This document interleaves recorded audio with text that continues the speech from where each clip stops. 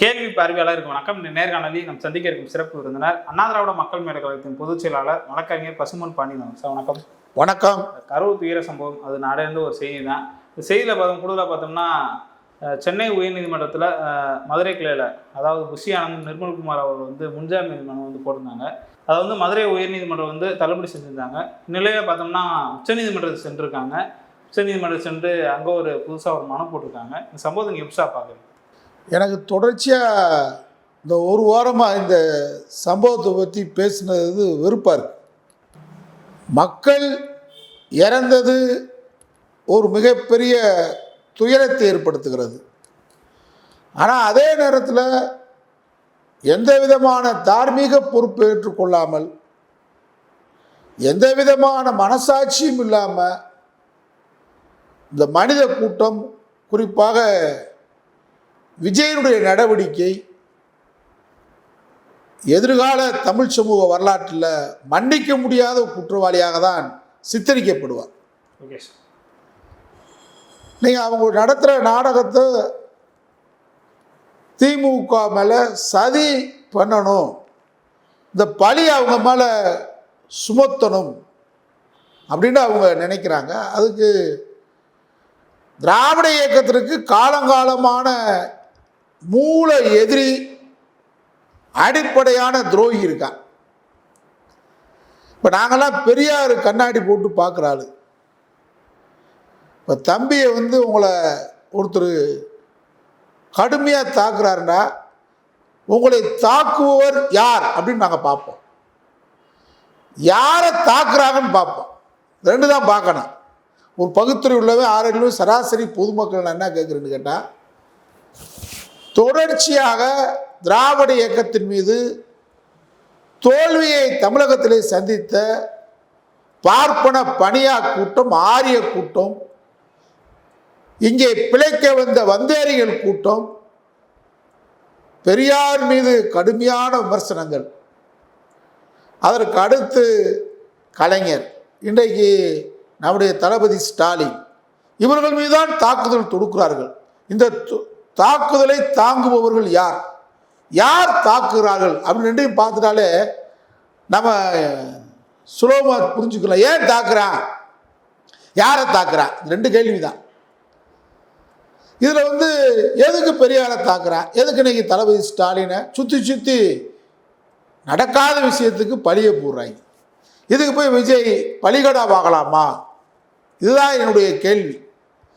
நீ ஒரு பலிகடா, ஆடை அறுக்க போகிறதுக்கு முன்னாடி நல்லா ஜோடிச்சு அதுக்கு நல்லா குளிப்பாட்டி அதுக்கு பூ வச்சு கூட்டு போய் தான் வெட்டுவாங்க. பாஜக வெட்டுகின்ற ஆடு பலியாடு விஜய். நான் கொள்கை எதிரின்னு சொல்லிட்டா திரும்பி கொள்கை எதிரின்னா நீங்கள் எப்படி, நீங்கள் கொள்கை எதிரி இன்னைக்கு ஹேமா மாலினி எப்படி வந்தாங்கன்ற கதை வருது. இன்னைக்கு ஒரு நண்பர்கிட்ட பேசிகிட்டு இருக்கும்போது சொல்கிறாரு, இவங்க அம்மாவும் விஜய் அம்மாவும் ஹேமா மாலினி அம்மாவும் ஹேமா மாலினி ரெண்டு பேருமே ரொம்ப நெருக்கமான தோழிகள். இது வரைக்கும் ஹேமா மாலினி எங்கேயாவது இப்போ ஒரு குழு போயிருக்காங்களா? பாஜக நேரடியாக விஜய் அம்மாகிட்ட தொடர்பு கொள்கிறான், சோபா கிட்ட. சோபா ஒரு இந்துத்துவவாதி, இந்துவா இருக்கலாம். மகாத்மா காந்தி இந்து, நம்ம இந்துவா இருக்கிறத எப்பயுமே வெறுக்கலை. இந்துத்துவா இருக்கான் பார்த்தீங்களா, இந்துன்னா காந்தி, மகாத்மா காந்தி. இந்துத்துவம்னு கேட்டால் கோட்ஸே. சோபா ஒரு இந்துத்துவவாதி. அவங்கள தான் ஹேமா மாலினி தொடர்பு கொண்டு அவங்க சோபா சொல்கிறாங்க, ஹேமா மாலினி தலைமையில் குழு அமைங்க. இவ்வளவு நாடகம் அரங்கேறுது. இதெல்லாம் பொதுமக்கள், இந்த அணில் குஞ்சுகள் அரசியலில் அவசரப்படாதீங்க, யோசித்து பாருங்க. நாங்கள் சொன்ன செய்தியெல்லாம் உண்மையாக வந்துக்கிட்டு இருக்கிறான்றது யோசிங்க. நீங்கள் இன்றைக்கு உயர் நீதிமன்றம் நீதியரசர்கள் தெளிவாக சொல்லியிருக்காங்க. இதை திமுக காரங்கன்னு சொல்ல முடியுமா? அவங்களே விசாரணைக்கு நேர்மையான அதிகாரி அசராக், மதுரையில் அவரை யாருன்னு தெரியாதுன்னா அணில் குஞ்சுகளா, பிஆர்பிக்கு அவர் தான் நடவடிக்கை எடுத்தவர்ப்பா. மலை வளத்தை மதுரையில் அழிச்ச பிஆர்பி மேல் நடவடிக்கை எடுத்த தயவுதாட்சியமின்றி மிரட்டலுக்கு அஞ்சாவது அசரகாக அது நீதிமன்றமே அவரை போடுது. இப்போ நான் அணில் குஞ்சுகளுக்கு இன்னும் சில பேர் விஜயை வந்து கூட்டத்தில் சில பேர் பூந்துட்டாங்கன்றாங்கல்ல, ஆதாரத்துடன் நீங்கள் போய் அஸ்ராக சந்திக்கலாம். திமுக ஒரு நபர் கமிஷனை திராவிட மாடல் அரசு அறிவிச்சிருக்கு. முன்னாள் நீதிபதி அருணா ஜெகதீசன் தலைமையில் அறிவிச்சிருக்கு. அவங்க ஒரு நேர்மையாளர். தூத்துக்குடி துப்பாக்கி சூட்டு விவகாரத்தில் அவங்க தான் நேர்மையாக வந்து விசாரணை அறிக்கையை கொடுத்தவங்க. அதனால் அவங்க வந்து திமுக அரசு நியமித்ததால் எங்களுக்கு சந்தேகம் சொன்னால் நீங்கள் அவர்கிட்ட கூட போக வேணாம், அஸ்ரகா கிட்ட போய் கொடுங்க. வந்து ஒரு பெட்டிஷன் வந்து எப்பயுமே ஒரு வழக்கு ஜாமீன் கேட்குறோம்னா மாவட்ட நீதிமன்றத்தில் கேட்கணும். மாவட்ட நீதிமன்றம் தள்ளுபடி செய்தால்தான் ஹைகோர்ட் போகிறோம், சுப்ரீம் கோர்ட் போகிறோம். நீங்கள் வந்து எடுத்த உடனேயே இரவோடு இரவாக இறந்தவர்களுக்கு அஞ்சலி செலுத்தாமல் இரவோடு இரவாக உங்கள் தலைவர்கள்லாம் ஓடிட்டாங்க. தயவு செஞ்சு அணில் குஞ்சுகள் பொதுமக்கள் யோசிக்கணும். எல்லாரும் ஓடிட்டு நீதிபதி வீட்டில் போய் உட்காந்துக்கிட்டு சிபிஐ விசாரணை கேட்க, நீங்கள் என்ன பெட்டிஷன் யார்கிட்ட கொடுத்தீங்க, என்ன நடவடிக்கை இல்லை, உங்கள் ஆதாரம் என்ன? திரும்ப திரும்ப நம்ம கேட்குற கேள்வி என்னன்னு கேட்டால், நீங்கள் 1000 கேள்வி பிஜேபி சொல்லி கொடுத்து கேட்குறான். இப்போ விஜயை பொறுத்தளவில் எப்போயுமே நடிகர் ஸ்கிரிப்ட் என்ன எழுதி கொடுக்குறாங்களோ அதை தான் அவர் பேசுவார். வேறு ஏதாவது ஒரு தனிப்பட்ட முறையில் பேசி வாழ்நாளில் பழகலை. ஏண்டா 1/2 நூற்றாண்டு காலம் பிழைப்புவாதியாக இருந்தவர், சுகவாசியாக இருந்தவர், உல்லாச வாழ்க்கை வாழ்ந்தவர். அப்புறம் 1/2 நூற்றாண்டு 53 வயசுன்றாங்க. இப்போ 53 வயசுக்கு பின்னாடி தான் அவர் நாட்டை பார்க்குறாராம். 53 வயசு வரைக்கும் சொற்குலோகத்தை பார்த்தவர். அவர் பார்க்காத சொர்க்கம் இல்லை. மக்களை காப்பாற்ற எப்போ வேணா வரலாம் சார். அதான் வயதுக்கு வரலாம். சம்பாரிச்சு கோடான கோடியை சம்பாரிச்சு ஒரு படத்துக்கு 250 கோடி வாங்கிட்டு அரசு வருமானத்துக்கு வருமான வரியை ஏற்றி பிழைப்பு குறைச்சி வருமான வரி கட்டிட்டு ஆடம்பரமான கார் வாங்கிட்டு அந்த காருக்கு இறக்குமதி வரி கேட்டாமல் நீதிமன்றம் கொட்டு வச்சதுக்கு முன்னாடி கட்டினவர். அவ்வளோ நேர்மையானவர். அதனால் வரலாம். அவர் வர்றதை பற்றி ஒன்றும் இல்லை. நாங்கள் வந்ததுக்கு அவங்க திமுக பயந்து, திமுக எதுக்கு பயப்படுது, எதுக்கு பயப்படுது? இப்போ என்னுடைய கேள்வி என்ன, அதிக நேரம் நான் இதை சமுதாயம் தொடர்ந்து பேசிட்டோம். நான் என்ன சொல்கிறேன்னு கேட்டால், அவங்களுடைய கேள்வி என்ன, அவங்க சார்ந்து இருக்கக்கூடிய பிஜேபி சொல்லி கொடுத்த, இப்போ அமித்ஷா படம் எடுத்திருக்காரு. இந்த படம் விஜய் படத்தை புக் பண்ணி பாஜக தயாரிப்பாளர் அவங்க தான் முழு செலவு. இப்போ கதை வசனம் எல்லாம் ஹிந்தியில் சொல்லித்தர்றவர் அமித்ஷா தான் டைரக்ஷன். கதை வசனம் கருத்தா யாருன்னு கேட்டால் ஆடிட்டர் குருமூர்த்தி. நீ பேசிக்கிட்டு இருக்க, வேற என்ன நீ பேசிக்கிட்டு இருக்க? பாஜக தயாரித்து அதில் துணை நடிகர்கள் தான். இதில் துணை நடிகர் யாருன்னு கேட்டால் எடப்பாடி பழனிசாமி, சவுக்கு சங்கர், இந்த பெலிக்ஸு, இந்த மாரிதாஸ், இவங்கெல்லாம் துணை நடிகர்கள் உனக்கு பேசுறது. ஆனால் நீ சுயமாக பேசுனா இந்த பேச்சு பேசியிருப்பியா? நம்முடைய கேள்வி அதுதான். இப்போயும் நம்ம என்ன சொல்கிறோம், உங்களுக்கு உங்கள் ஆதாரம் இருந்தால் திராவிட முன்னேற்ற கழகத்தின் மீது உங்களுக்கு அமைச்சர் மேலே பழைய அமைச்சர் மேலே இருந்தால், இப்போ அவங்க என்ன கேட்குறாங்கன்னா, இவங்க கேள்வியெல்லாம் திரும்ப திரும்ப நம்ம இதோட இந்த கரூர் பிரச்சனையை பேச வேணாண்டா, விசாரணை ஆரம்பிக்கப்பட்டுருச்சு, விசாரணை வரட்டும், இந்த பேட்டியோடு நான் நிறுத்திக்கலான்னு பார்க்குறேன். ஏன்னா அணில் குஞ்சுகளுக்கு மக்கு மண்டைகளுக்கு ஒரு தடவை கொட்டி சொல்லித்தரலாம், திரும்ப திரும்ப சொல்லிக்கிட்டு இருக்க முடியாது. வீம்பு இருக்கிறவனுக்கு என்ன செய்ய முடியும்? தூங்குறவனா எழுப்பலாம், தூங்குற மாதிரி நடிக்கிறவனை என்ன செய்ய முடியும்? அடிமுட்டாளாக இருக்கக்கூடாது, ஓரளவு சிந்திக்கணும். எதையும் ஏன் எதற்கு எப்படி என்று கேட்டுப்பார். நாங்கள் சொல்கிறது நம்ப வேணாம். போன சுய புத்தியில் எது சரியாக அதை தேர்வு செய்யும். இப்போ நீங்கள் கேட்குற கேள்வியில் என்ன, இடத்தேர்வு பண்ணது வலுக்கட்டாயமாக எஸ்பி வந்து கூப்பிட்டு இந்த இடத்துல தான் நடத்தி ஆகணும்னு சொல்லலை. அது 7 இடம் நீங்கள் குறித்து கொடுத்துருக்கீங்க. ஆதாரப்பூர்வமாக நான் பேசுகிறதுக்கெல்லாம் ஆதாரம், மறுத்து பேசுகிறவங்க ஆதாரத்துடன் வாங்க. இடம் தேர்வில் 7 இடம் நீங்கள் கேட்டிருக்கீங்க, அதில் இந்த இடத்தையும் ஒரு இடமா நீங்கள் கேட்டிருக்கீங்க. இப்போ ஆதாரப்பூர்வமாக அன்றைக்கி நம்முடைய ஐபிஎஸ் ஐஏஎஸ் அதிகாரிகள் பேட்டியில் சொல்லிட்டாங்க, இவங்க கேட்ட இடம் மீதி இந்த 6 இடத்துல நடத்தியிருந்தா இதை விட சாவு எண்ணிக்கை கூடியிருக்கும். குறுகலான இடம், ஆத்துப்பாலம், நிறைய மோசமான இடங்கள் தான் அந்த 6 இடமும். இதுக்கு முன்னாடி இதே இடத்துல ஒரு வாரத்துக்கு முன்னாடி எடப்பாடி பழனிசாமி 15,000 பேரை கூட்டி எந்த விதமான அசம்பாதம் இல்லாமல் அந்த இடத்துல சென்றிருக்கிறார். நீங்கள் 10,000 பேர் தான் அங்கே வருவீங்கன்னு சொன்னீங்க. ஆனால் 15,000 பேர் வருவாங்கன்னு போலீஸ் எஸ்டிமேட் போட்டது. அரசாங்கம் என்ன பண்ணீங்கன்னு கேட்குறாங்க. போலீஸ் என்ன நினைச்சிச்சு, இவங்க 10,000 பேர் சொன்னால் ஒரு 5,000 பேர் கூட வருவாங்கன்னு நினைச்சாங்க. சரியா? இந்த இடைத்தேர்வுன்றதுல நீங்க சொல்றது தப்பு. தம்பிகள்லாம் அங்க இருக்கக்கூடிய மாவட்ட செயலாம் தப்பிச்சுக்க, ஆள் தப்பிச்சுக்க. ரெடி விஜய், புஷி, நிர்மல், இன்னொருத்தர் ஆதவ் கொன்றுவாங்க. உங்களை கையை காமிச்சுட்டு காட்டி கொடுத்துட்டு போயிடுவாங்க. இந்த கேள்விக்கு என்னுடைய பதில் இது ஏற்கனவே சொல்லிட்டான், ஆதாரபூர்வமாக சொல்லிட்டான். ரெண்டாவது ஆம்புலன்ஸ் வருகை. ஆம்புலன்ஸ் இவங்களே நாமக்கல்லேருந்து 6 ஆம்புலன்ஸை கூப்பிட்டு வராங்க. இங்கே 108 உட்பட 7 ஆம்புலன்ஸ் இங்கே வச்சுருக்காங்க. அவங்க ஆம்புலன்ஸில் கொடியே கட்டியிருக்காங்க. ஏன்னு கேட்டால் இந்த எடப்பாடி பழனிசாமி ஒரு முட்டாள் என்ன சொல்லிட்டான்னு கேட்டால், ஆம்புலன்ஸில் ஆள் இல்லாட்டினா அடின்னு சொல்லிட்டான். அதனால அவங்க மாவட்ட செயலாளர் என்ன பண்ணியிருக்காரு, அவங்க ஆம்புலன்ஸ் புக் பண்ணதுக்கு அவங்க தாவேக்கா கொடியை கட்டியிருக்காங்க.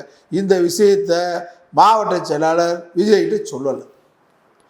அப்போ அவரே என்ன கேட்குறாரு, சொல்லியிருந்தா அப்படி கேட்க மாட்டார்ல. விஜய் என்ன சொல்கிறாரு அதில் மைக்கில், என்னப்பா தாவேக்கா கொடி கட்டின ஆம்புலன்ஸ் வருதுன்றாரு.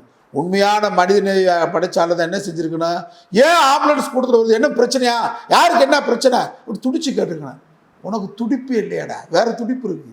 திரிசாவை பார்த்தா உனக்கு துடிப்பு வரும், வேற வேற துடிப்பு இருக்கும்டா திருட்டு பேல. ஏன்னா கொடி கட்டி ஆம்புலன்ஸ் வருது கேட்டே தவிர ஏன் ஆம்புலன்ஸ் வருது, என்ன ஆச்சு, என்ன பிரச்சனை கேட்டுக்கணும்ல. அதுக்கு பதில் சொல்லியாச்சு நம்ம. அடுத்த இதெல்லாம் இந்த அணில் குஞ்சு சார்ந்த சில பேர் இந்த பிஜேபியுடைய கதை வசனம் இந்த கேள்வியை அடுத்து செருப்பு வச்சு தெளிவாக வந்துருச்சு. அவங்க போட்டு மாட்டிக்கிட்டாங்க செருப்பு வச்ச. செந்தில் பாலாஜி அழகாக அதுக்கு பதில் சொல்லியிருக்காரு. செருப்பு வீச்சு எப்போ நடக்குது, விஜய் பேசி 6வது நிமிஷம், அடுத்தடுத்து செருப்பு விழுகுது. இதெல்லாம் 7 நிமிஷத்துக்குள்ள முடிச்சிருது. ஏன்னா அங்கே 10 பேருக்கு மேலே மயக்கப்பட்டு கீழே விழுந்து மரணமாகிறார்கள், சடலமாகிறார்கள். அப்போ அதை தெரியப்படுத்துறதுக்காக, விஜயின் கவனத்தை ஈர்ப்பதற்காக விஜய் ரசிகர்களே அங்கே இருந்த பொருள் கனமான பொருள் இல்லை, சவுண்டு கொடுத்தா கேட்கலை. அப்போ அவங்க செருப்பு வீசினதுன்றது செய்தி உண்மையாயிருச்சு. ஆனால் செந்தில் பாலாஜியை 10 ரூபா பாட்டில் படித்ததுக்கு பின்னாடி தான் வீசினாங்கன்னு சொல்கிறது. விஜய் பேசி 16வது நிமிஷத்தில் தான் அவர் பாட்டிலை பற்றி டான்ஸ் ஆடுறார். இங்கே பெணை விழுந்துக்கிட்டு இருக்கு, இங்கே மூச்சு விட முடியாமல் இருக்கான், விழா எலும்பு நொறிஞ்சிக்கிட்டு இருக்கு, கர்ப்பிணியை தூக்கி போட்டு மிதிச்சுக்கிட்டு இருக்கான். ஆனால் அவர் 10 ரூபா பாட்டிலை பற்றி பாட்டு படிச்சுக்கிட்டு இருக்கார். இதுக்கு பதில், இதுக்கு வேறு எதாவது இருந்தால் ஆதாரம் இருந்தால் நீங்கள் கொண்டு வந்து கொடுங்க. Okay sir. அடுத்து அவங்க இதெல்லாம் அவங்க சொல்கிற இதுகள் அரசு நிர்வாக வருகை. ஒரு சம்பவம் நடந்தால் நிர்வாகம் தான் வரும். நீ ஓடிட்டீல, இவங்கெல்லாம் ஏன் வந்தான்னு கேட்குற, நீ ஏன் ஓடுன அப்படி கேள்வி என்னன்னு கேட்டால், இவங்க செந்தில் பாலாஜி வந்தது. அப்போ எம்ஆர் பாஸ்கர், விஜயபாஸ்கர் அதிமுக மாவட்ட செயலாளர் 10 நிமிஷத்தில் வந்திருக்காரு. ஏன் அதை கேட்க மாட்டேன்றீங்க? அது இந்த கேள்விக்கும் பல்லிழிச்சு போச்சு. முதல்வர் வருகை என்பது அவர் மக்கள் மீது அக்கறை கொண்ட முதல்வர். இப்போதான் அவருக்கு இதய ஆப்ரேஷன் பண்ணியிருக்கு. தன் உடலை பொருட்படுத்தாமல் அந்த முதல்வருக்கு நன்றி சொல்லாத ஒரு ஈனப்பையன் இந்த விஜய். அதனால் அது அந்த கேள்விக்கு முடிஞ்சு போச்சு. அடுத்து அவசர பிரேத பரிசோதனை. கரூரில் மட்டும் ஏன் நடந்துச்சு? 40 பாடி இருக்குது, 3 பேர் தான் ஒரே நேரத்தில் பிரேத பரிசோதனை பண்ண முடியும். இங்கே அவசரப்படுறாங்க எல்லாம். அப்போ முறையாக பிரேத பரிசோதனை பண்ணி கொடுக்கப்பட்டிருக்கு. இதுதான் இவங்க கேட்குற கேள்வி. வேறு ஏதாவது சந்தேகம் இருந்தால் நீங்கள் போய் விசாரணை கமிஷனில் கொடுக்கலாம். ஆனால் நம்ம கேட்குற கேள்விக்கு இந்த விஜய் கட்சிக்காரன் இன்னும் அவனை நம்பிக்கிட்டு இருக்கிற முட்டாள் சின்ன பொதுமக்களுக்கு நம்ம கேட்குற கேள்வி என்னன்னு கேட்டால், கரூரில் டிசம்பர் மாதம்தான் கரூருக்கு வருவதாக விஜயுடைய அட்டவணையில் தாவேகாவுடைய தலைமை குறிப்பில் இருக்குது. ஏன் திடீரென்று டிசம்பர் மாதம் இருப்பது இன்னும் 2 மாதம் இருக்குது. அதுக்கு முன்னாடி கரூரை அவசரமாக தேர்வு செய்தது யார்? நீங்கள் கேட்ட கேள்விக்கு நாங்கள் பதில் சொல்லிட்டோம்.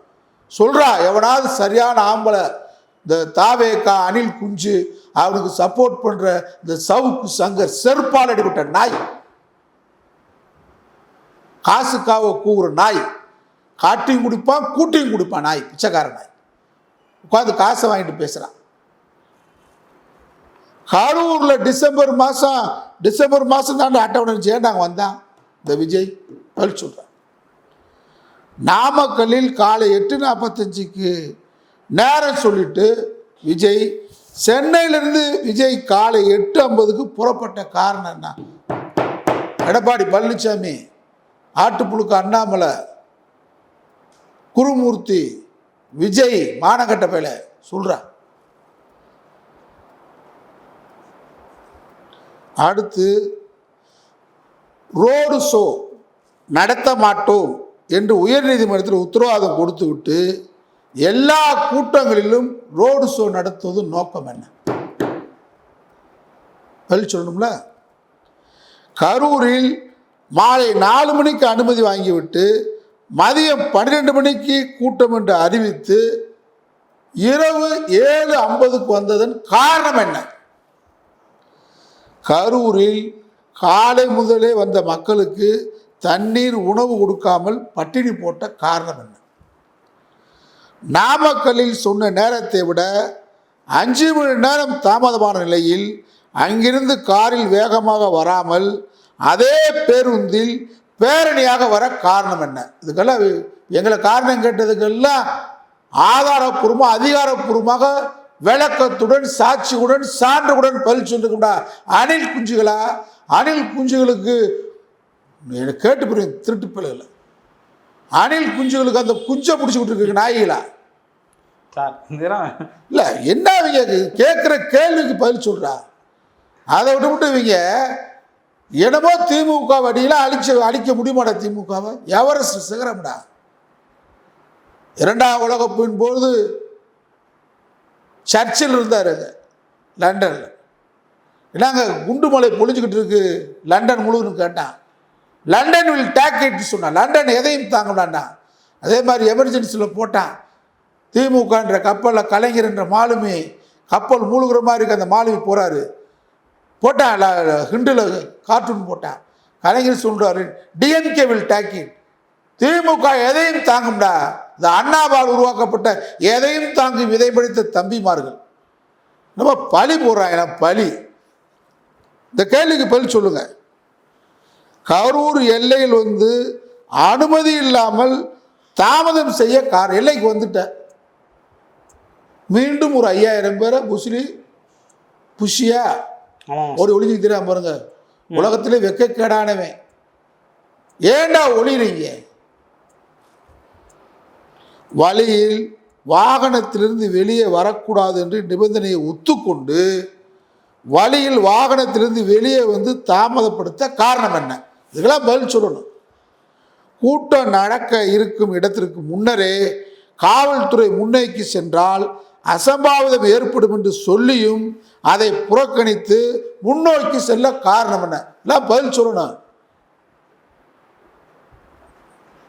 விஜய் மூத்திரத்தை வாங்கி குடிச்சுட்டு இருக்காங்க, காசை வாங்கி திட்டுக்கிட்டு பேசுகிறான் நாய் சில பேர்.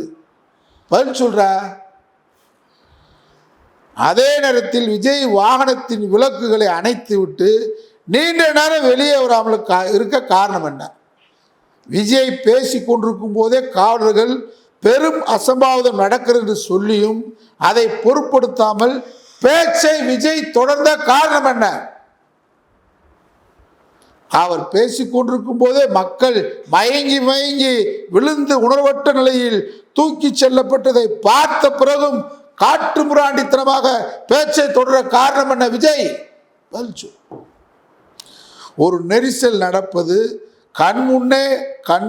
கண்முன்னே கண்டும் அளவுக்கு அதிகமான பரப்பளவு கொண்ட தனது வாகனத்தை மீட்பு பணிக்கு எதுவாக இயக்காமல் நிறுத்தி உதவி செய்வதை தவிர்த்து அந்த நேரமே வாகனத்தை இயக்கி மீண்டும் ஒரு நெரிசல் உருவாக்க காரணம் என்ன? விபத்து நடந்து மக்கள் இறந்திருக்கிறார்கள் என்பது தெரிந்தும் அங்கு நிற்காமல் அவசரமாக சென்னைக்கு ஓடியதன் மர்மம் என்ன? ஓடுதான் கேட்க முடியாது, தீசாட்ட கேட்க முடியாது. நீ தான் பதில் சொல்லிக்கலாம். விஜய் தவிர்த்து கட்சியின் அனைத்து மட்ட தலைவர்களும் மீட்பு பணியில் ஈடுபடாமல் தலைமறை வாழ்க்கை எஸ்கே பார்ட்டிலா தாவேக்கானாலே தப்பிச்சு பிழைச்சி ஓடுற எஸ்கேப் பார்ட்டிய காரணம் என்னடா ஓடா ஓடி ஒளிறீங்க இப்போ வரைக்கும் ஏன் ஒளிறீங்க உங்க மேல தப்புன்னா வாங்க கோர்ட்டு தட்டிட்டே இருக்கீங்களே போய் டெல்லி கோர்ட்டு இருக்காங்க உச்ச நீதிமன்றத்துக்கு இன்னைக்கு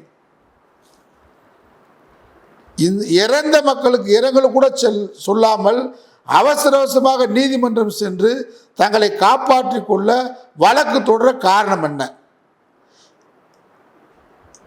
இறந்த மக்களை அவர்கள் தொண்டர்களே இல்லை மருத்துவமனையில் ஏற்கனவே இருந்த சடலங்க என்று வக்கீல் பேட்டி கொடுக்க காரணம் என்ன அந்த வக்கீலை விசாரிக்கணும் அசரகாவுக்கு நான் பணிவுடன் சொல்லிக் கொள்ள விரும்புகிறேன் அந்த மாவட்ட செயலாளருடைய மனைவி இந்த வக்கீலெல்லாம் கூப்பிட்டு விசாரணை வளையத்துக்கு கொண்டு வரணும் பொய் சொல்லியிருந்தா இவனை தூக்கி உள்ள வைக்கணும் மேல்மட்ட கீழ்மட்ட நிர்வாகிகள் யாரும் இதுவரை கரூருக்கு சென்று பாதிக்கப்பட்ட மக்களை இந்த நிமிடம் வரைக்கும் பார்க்காத மர்மம் என்ன கேள்விகள் இன்னும் 1000 இருக்கு எதுக்குமே பதில் இல்லை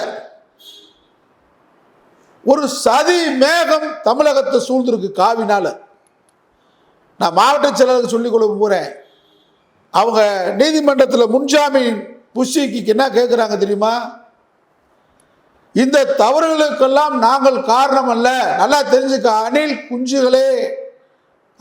குஞ்சுகளை ஆதரிக்கிற குஞ்சுகளே தெரிஞ்சுக்கிறங்க பிஞ்சிரு செருப்பு அவன் விஜய் பொதுச் செயலாளர் புஷி கொடுக்குற முன்ஜாமீன் மனுவில் என்ன கேட்டிருக்கான்னு கேட்டா இங்கே நடந்த அவங்க போட்டிருக்கிற அஃபிடவிட்டில் இங்கே நடந்த விபத்து நல்லா கேட்டுக்கடா அணில் ஆதரிக்கிறவங்க நல்ல விஷயத்தை கேட்டு ஒரே வார்த்தை தான் அவங்க முன்ஜாமீன் மனுவில் கேட்டுக்கிறது அங்கே கரூர் நடந்த விபத்து சதின்னு சொல்லலப்பா மனு ஜாமீன் கேட்கும்போது என்ன போட்டிருக்கேன்னு கேட்டால் கரூரில் நடந்த அசம்பாவித விபத்து அதற்கு முழு பொறுப்பு எங்கள் மாவட்ட செயலாளர் தான் நாங்கள் இல்லைன்னு இருக்கேன் எந்த மாவட்ட செயலாளர் கேட்டு இனி விஜய் பேச்சை கேட்டு கூட்டம் போடாது நான் தங்கச்சியெல்லாம் இருப்பீங்க சொந்த பந்தமாக இருப்போம் உறவாக இருப்பேன் தமிழன்றாலே நம்முடைய உறவு தான் நல்லவனுக்கு பின்னாடி போங்க பாருங்கள் மனுவில் நான் வந்து ஏற்றி இறக்கி சொல்லலை அவங்க மாதிரி பொய் சொல்லலை மனுவில் வந்து என்ன சொல்லியிருக்காங்கன்னு கேட்டால் முன்ஜாமீன் மனுவில் நாங்கள் பொறுப்புள்ளார் பொதுச் செயலாளர் முத நாளே போய் கரூர் நல்லா மாவட்ட செயலாளர் சொல்லி ருசியாக 65 வாங்கி திண்டு விட்டாமே இடத்த பார்க்குறீங்கன்னு சுற்றி பார்த்துட்டு எல்லா வேலையும் பார்த்துட்டு அவன் சொல்கிறான் பொறுப்பு மாவட்ட செயலாளர் தான் அப்போ நீ ஜாமீன் கிடச்சி வெளியே வந்துடலாம் மாவட்ட செயலாளர் விஜய நம்முடைய பூரா குடும்பம் தெருவில் போகிறதா யோசிக்கிறங்க இன்னும் வச்சு கூட்டம் இடத்துல நடத்துங்க எங்களுக்கு ஒன்றும் ஆட்சியம் இல்லை இது சொல்லியிருக்காங்க ஆனால் வெளியே என்ன சொல்கிறாங்க மனுவில் என்ன போட்டிருக்கான் கரூரில் நடந்த அசம்பாவித விபத்து ஆனால் வெளியே என்ன சொல்கிறான் திமுக சதி எதிரா உண்மை விஜய் கட்சியை நம்பி போகிற முட்டாப்பேர்களே அடிமுட்டாள்களே கூமுட்டாள்களே தம்பிகளே அவங்க மாதிரி நம்பியர்களே யோசித்து பாருங்க இதான் விஜய் கட்சி அதனால் இப்போ முன்ஜாமீன் கேட்டு உச்ச நீதிமன்றத்துக்கு போயிருக்கான் உன மேலே ஏன் இதை வந்து விஜய்க்கு அறிவு இல்லையா 2 பேரையும் கூப்பிட்டு பெயிலில் போட 3 நாள் நேரம் இருந்தால் 3 நாள் ஒரு பெரிய வழக்கு இல்லை 3 நாளில் பெயிலில் வெளியே வந்திருக்கலாம் நீங்கள் இந்த நாடகம் போடுறீங்க பிஜேபி உங்களுக்கு தவறான ஐடியா கொடுக்குற இப்போ ஆதவர்ஜி நான் டெல்லியில் என்ன பண்ணுறான் தெரியுமா ரகசியமாக போய் பார்க்க போகிறான் அமித்ஷா கண்டிஷன் என்ன தெரியுமா விஜய் ஒன்றும் பெரிய ஆள் இல்லை ஆதவ அர்ஜுனா நீயும் ஒன்றும் பெரிய ஆள் இல்லை ஆதவ அர்ஜுனா கொடாட கூடி அவங்க மாமனார் பணம் இருக்குது லாட்டி சுரட்டின பணம் இருக்குது அதனால் அரசியல் அதிகாரத்தை அந்த பணத்தை வச்சு பிடிக்கலாம்னு அலையிறாங்க அவங்க வேற என்ன ஆதவ அர்ஜுனா பெரிய கொள்கைவாதியா பெரிய மார்ஷல் அவன் மாவோவா அவன் போய் இப்போ டெல்லியில் போய் உட்காந்து லாபி பண்ணால் அவன் அமித்ஷா வந்து தெளிவாக சொல்லியிருக்காரு ஒன்றும் பெரிய ஆள்லாம் கிடையாது விஜய் மரியாதை வர சொல்லு 2.5 வருஷம் நாங்கள் முதல் இருப்போம் கர்நாடகா பாணி குமாரசாமி சண்டை போட்டாயில் முதலமைச்சருக்கு 2 வருஷம் நாங்கள் 2 வருஷம் நீங்கன்ற மாதிரி 2 வருஷம் எங்கள் நிர்மலா சீதாராமா நம்ம பேராசிரியர் சீனிவாசி சொல்லியிருக்காரு தமிழகத்துக்கு 2வது அம்மா ஒரு 3வது அம்மா அப்புறம் குண்டம்மா வரும் நாடா டேய் அந்த 2வது அம்மாவை 2.5 வருஷம் முதலமைச்சராக ஒத்துக்கிறேன்னு சொன்னால் வர சொல்லு 2.5 வருஷம் விஜய் இருக்கட்டான் அப்போ எடப்பாடி உதயகுமார் ஊத்துவாயா முடிஞ்சு உங்கள் கதை ஒரு உரையில் 2 கத்தி இருக்க முடியாதா தம்பி இப்போ பிஜேபி முதலமைச்சர் ஆகணும்னு ஆசை வந்துச்சுரா தம்பி உதயகுமார், துரோகத்தின் மொத்த உருவமே பேசி திற. இப்போ டெல்லி என்ன சதி பண்ணுதுன்னா, விஜய் உடன்பாடுன்னா எடப்பாடி பழனிசாமி விஜய் ஒத்துக்குருவார் முதலமைச்சரா? விஜய் எடப்பாடி பழனிசாமி முதலமைச்சர் ஒத்துக்குருவாரா? 2 பேரும் நிர்மலா சீதாராமன் ஒத்துக்குருவாங்களா? உங்கள் டீலிங் நடக்க போகிறது இல்லை. காங்கிரஸ் கதவே ஆதவர்ஜுனா தட்டியிருக்கிறார், கதவு திறக்கப்படவில்லை. இதான் டெல்லி செய்தி. அதனால் விஜய் அரசியல் வாழ்க்கை ரொம்ப கேவலமான முறையில் போகுது. காரணம் திராவிட இயக்க. நீ சொன்ன பெரியாரை கொள்கை வழிகாட்டின்னு நான் பாராட்டினேன். இளைய தலைமுறையாவது விஜய் கொண்டு போய் பெரியாரை சேர்க்கிறாரேன்னு நம்மளாம் பாராட்டினோம்.